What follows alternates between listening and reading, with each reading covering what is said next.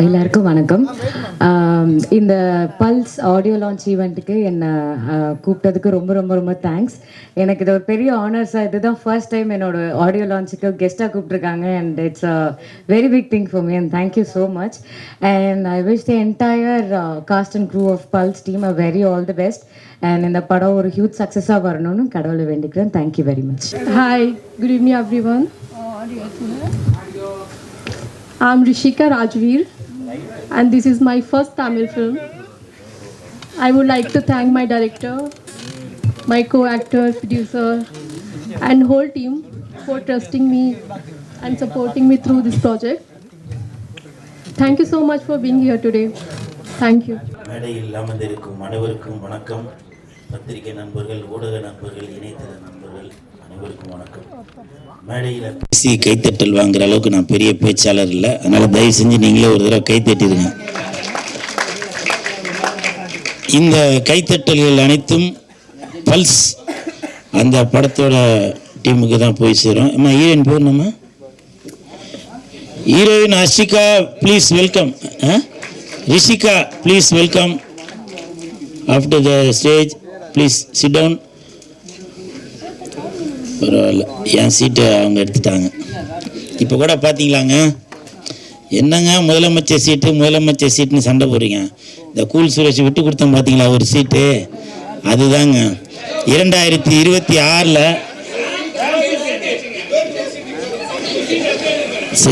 சரி பரவாயில்லப்பா, 2 பெண்களுக்கு நடுவிலையாச்சும் கூல் சுரேஷை உட்கார வைக்கணும்னு தோணுச்சுல, அந்த இயக்குனருக்கு என் மனமார்ந்த நன்றிகளை தெரிவித்துக் கொள்கிறேன்.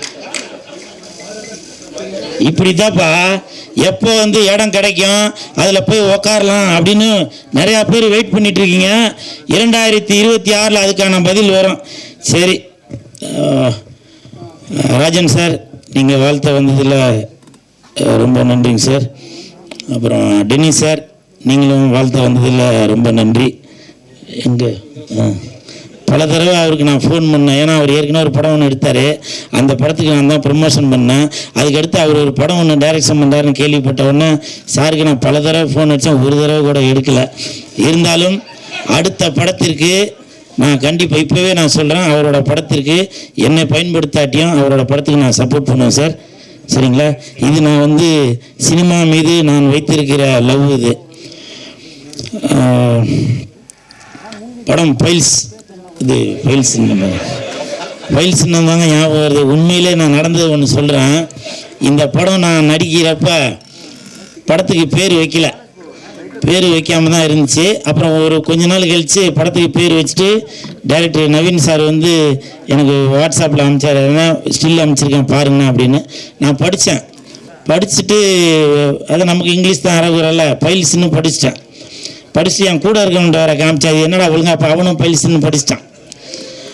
அதுக்கப்புறம் எனக்கு ஒரே டவுட், ஏன்னா இந்த படத்தில் ஹீரோ மகேந்திரன் ஃப்ளாஷ்பேக்லேயும் வருவார். அப்போ ஏதோ பைல்ஸ்னால ஏதோ ஒரு ப்ராப்ளம் போல், ஸோ அதனால் ஏதோ ரிவெஞ்ச் எடுப்பார் போல் அப்படின்னு நானே ஒரு கற்பனை. ஏன்னா ஆரி உதயகுமார் சார் எல்லாமே இருந்ததுனால, அப்போ ஏதோ இப்போ பைல்ஸ்னால ஏதோ இப்போ ப்ராப்ளம் வந்ததுனால, அதனால் ஏதோ ஆப்ரேஷன் பண்ணி ஏதோ ஒன்று பண்ணுவார் போல் அப்படின்னு எனக்குள்ளே ஒரு இதாக இருந்துச்சு. அப்போ நான் டேரக்டர்கிட்ட கேட்டேன், என்ன சார் பைல்ஸ்ன்னு பேர் வச்சுருக்கீங்களே சார் அப்படின்னு.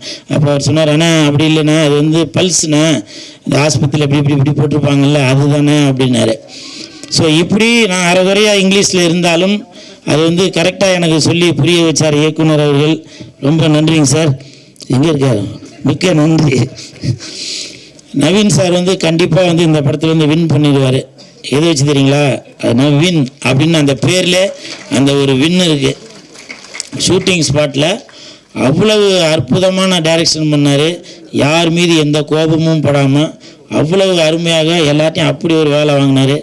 கண்டிப்பாக அவர் பட்ட கஷ்டங்கள், ப்ரொடியூசர் அவருக்கு சப்போர்ட் பண்ணதுக்கு கண்டிப்பாக இந்த படம் மிகப்பெரிய வெற்றி அடையும். அதே மாதிரி மகேந்திரன் கதாநாயகனாக நடிச்சிருக்காரு. ஒரு ஷாட்டில் டைரக்டர் அவருக்கு கட் பனின்னு கொடுத்தாரு. கட் பனின்னு கொடுத்தோன்னா சரின்னு அவர் வாங்கி போட்டார். பார்த்தோன்னா ஆளை காணும். பார்த்தாக்க ஒரு ஓரமாக போயிட்டு தம்பிள் சேர்த்து இப்படி அடிச்சிட்டு இருந்தார். கையில் ஒரு பால் ஒன்று வச்சு இப்படி பண்ணிகிட்டு இருந்தார். நான் போய்ட்டு என்ன ப்ரோ அப்படின்னு சொல்லி அவர் சொன்னார், இல்லைண்ணா இந்த மாதிரி கட் பண்ணின்னு போடுறோம், அப்போ ஆர்ம்ஸ்லாம் தெரியணுண்ணா அப்படின்னு சொல்லி சொன்னேன். இது வந்து இல்லை நான் சிரிக்கிறதுக்காக சொல்லலாமா, நான் சிரிக்கிறதுக்காக சொல்லல, இது வந்து ஒரு டெடிகேஷன்.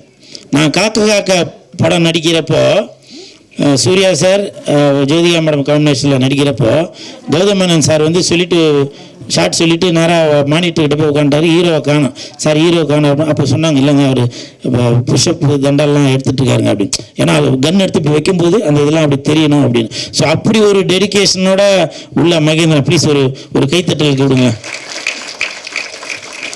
என்னை விட சீனியர் தான் மகேந்திரன், இருந்தாலும் அந்த டெடிகேஷன் எனக்கு கூட இல்லை. அப்போ பாருங்கள், அப்போ நம்ம ஒரு ஹீரோ அப்படின்றப்போ ஆடியன்ஸ் பார்க்குறப்போ நம்ம அதுக்கு ஒரு முன்னுதாரணமாக இருக்கணும் அப்படின்னு சொல்லி. ஏன்னா இப்போ உள்ள நடிகர்கள் என்ன பண்ணுவாங்க, காலையில் வந்தோடனே அந்த ஹோட்டலில் பரோட்டா சொல்லு, இந்த ஹோட்டலில் ஆட்டுக்கால் பாயா சொல்லு அப்படின்னு சொல்லி தொப்பையும் தொந்தியுமாக தான் இருப்பாங்க. இல்லை, ஏன்னா அடுத்து ஒரு ப்ரொடக்ஷனில் ஒரு படம் முடிச்சிட்டாங்க, அந்த டைரக்டரும் தெரிஞ்சவர் ப்ரொடியூசரும் தெரிஞ்சவர் என்னை பயன்படுத்தலை. அந்த படம் ஆடியோ ரிலீஸ் அப்போ அவனுங்க வந்து உன்னைய பற்றி பெருமையாக பேசுவாங்க, அப்போ நீ பேசிய சரியா. அந்த கும்கி அசின் கூட இந்த படத்தில் நடித்ததில் ரொம்ப சந்தோஷம், நல்லா கோஆப்ரேட் பண்ணாப்புல. உங்களுக்கு மனமார்ந்த வாழ்த்துக்கள். அப்புறம் தம்பி சரத்து எப்போவுமே ஜிம்மில் இருந்து தான் வீடியோவாக போட்டுட்ருப்பான், இங்கே வந்து என்னென்னவோ போடுறான். நீ பரவாயில்ல, நீ வந்து அந்த சேனல்லேருந்து தான் வந்துன்னு அடிக்கடி நிரூபிச்சிட்ருக்க. மொக்க காமெடியாக இருந்தாலும் அவனை நான் கைத்தட்ட வச்சுருந்தேன் பார்த்தியா, மிக்க நன்றி, சூப்பர்பா, வாழ்த்துக்கள். அப்புறம் இபி சுந்தர் சார், அவர் வந்திருக்காரான்னு தெரியல, வந்திருக்காரா, ரொம்ப தங்கமான மனிதர். எப்போ ஃபோன் பண்ணாலும் ஏன்னா லொக்கேஷன் பார்த்துன்னு இருக்கேண்ணா அப்படின்வார். முந்தா நாள் ஃபோன் பண்ணேன் நைட்டு 2 மணிக்கு, சார் எத்தனை மணிக்கு சார் ப்ரோக்ராம் வரணுன்னு. அண்ணா நான் வந்து லொக்கேஷன் பார்த்துன்னு. என்னண்ணா நைட்டு 2 மணிக்கா அப்படின்னா, இல்லைங்க டைரக்டர் சொன்னார் நைட்டில் ரோடு எப்படி பார்க்கணும், வீடியோ எடுத்து அனுப்புங்க அப்படின்னு சொல்லி சொன்னார். ஸோ இது எதுக்காக சொல்கிறேன்னா, சிரிக்கிறத விட அப்படி ஒரு டெடிகேஷனோட ஒரு இபி கிடைக்கணும் அப்படின்றதுக்காக சொல்ல. தயவு செஞ்சு அவருக்கு ஒரு கிளாப் கொடுங்களேன் சார். கிளாப்லாம் சொல்லி அடுத்த படத்தில் மறந்துடாதீங்க. சரி, ஓகே. அப்புறம் தங்கச்சி அர்ச்சனா, அதாவது என்னை பற்றி நிறையா பேர் இப்போ என்னப்பா ஏதோ கோமாளித்தனமாக ஏதோ ஒன்று அப்படி பேசுகிறேன் கமெண்ட்டில் அது எல்லாம் திட்டுவாங்க. ஆனால் தங்கச்சி அர்ச்சனாவுக்கு தெரியும், நானும் அர்ச்சனாவும் பிக் பாஸில் இருக்கும்போது 100 நாள் ஒன்றாவே இருந்தோம். இது சொல்லாமல் என்னன்னு தெரியல, இருந்தாலும் சொல்கிறேன். என்னை வந்து ஏதோ அப்படி இப்படின்னா பெண்களை அப்படி இப்படின்னு ஏதோ இது பண்ணியிருந்தீங்க இல்லையா, அந்த தங்கச்சிக்கு தெரியுங்க. அந்த தங்கச்சிக்கு பெண்களுக்கான அந்த வயிறு வலி வந்தப்போ அப்போ என்கிட்ட வந்து சொல்லும், நான் சுடுதண்ணி வச்சு கொடுங்கண்ணே அப்படின்னு. அங்கே அவ்வளோ பேர் இருந்தாங்கல்ல, அப்போது என்ன ஒரு கூட பிறந்த அண்ணனா நினச்சி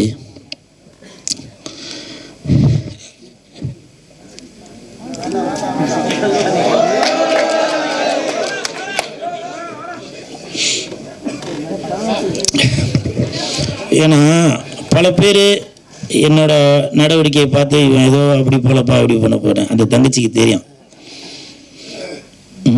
ஒரே தட்டில் சாப்பிடாத குறை தான். அப்படி இருந்தான் பிக் பாஸில். இப்போ உள்ள பிக் பாஸ் அது வேற. அப்படி இருந்தங்க.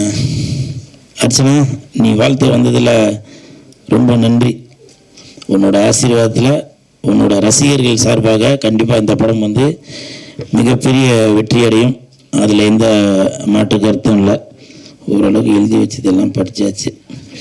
சரி சரி, ஓகே, மிக்க நன்றி. தம்பி கீழே இறங்க,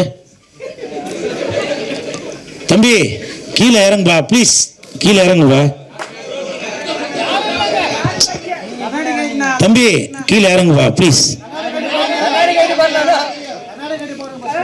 தம்பி கீழே இறங்குப்பா ப்ளீஸ். நீ கீழே இறங்குனாதான் ஃபைல்ஸ் படத்துக்கு டிக்கெட் உனக்கு ஃப்ரீயாக தருவேன். தயவு செஞ்சு கீழே இறங்க. மறுபடியும் பார்த்தீங்களா? எனிவே இன்னைக்கு நான் திட்டு வாங்குறது உறுதின்னு தான் நினைக்கிறேன். ஏடா உடம்பா எதுவும் போட்டு விட்டுறாதீங்கப்பா. நான் எப்போவுமே விஜய் சாரோட ரசிகர் தான், சரிங்களா? அப்படி போடாதீங்கப்பா, நீங்கள் எதனா ஒன்று போட்டு விட்டுறீங்க. இன்ன வரைக்கும் இந்த கூலுன்னு பேர் வர்றதுக்கு காரணம் விஜய் சார் தான். அது நிறையா பேருக்கு தெரியுமா இல்லைன்னு தெரியல. துல்லாத மனம் துள்ளுலேருந்து இந்த டாலர் தான் போட்டிருக்கேன். இது எதுக்காக சொல்கிறேன்னா, இப்போ விஜய் சார் எதுனா ஒன்று பண்ணாக்க அதை வச்சு ஏதோ ஒன்று போடுறாங்க, ஒரு வருமானம் வருது அவங்களுக்கு. அது மட்டுமா, தொப்பி விற்கிறாங்க, விஜய் சாரோட கட்சி பேர் போட்டு துண்டு விற்கிறாங்க, அவங்களுக்கு ஒரு பயன் இருக்குது. அப்போது அவங்களுக்கெல்லாம் பயன் இருக்கிறப்போ இந்த கூல் சுரேஷ் விஜய் சாரோட ரசிகனாக இருக்கிற நான் பயனடையக்கூடாதா? விஜய் சார்னால இந்த பல்ஸ்